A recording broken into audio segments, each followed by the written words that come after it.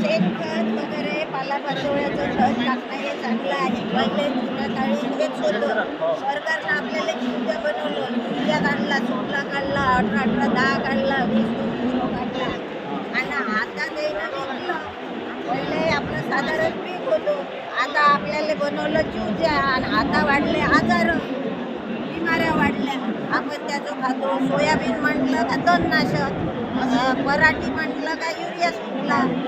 आता शेणखत खत राहिलंच नाही. पहिले एवढे आजार नव्हते, शुगर नव्हतं, बीपी नव्हतं, लठ्ठपणा नव्हता आणि सुपीक जमिनी होत्या. आता आपल्या जमिनीचा रस सगळा त्या युरिया सुटल्याने तणनाशकनं खाऊन टाकला. आपल्या शरीरात बिमाऱ्या वाढल्या. आता सरकार आपल्याला काय म्हणते, शेणखतावर या, पालापाचोळ्यावर या. पहिले जमिनीची दुर्दशा केली कोणी, या युरिया सुटला तणनाशक. आता आपल्याला पालापाचोळ्यावर शुगर आल्याशिवाय आणि शेणखतावर आल्याशिवाय आपल्या जमिनीचं नाही आणि आपल्या बिमाऱ्या नाही.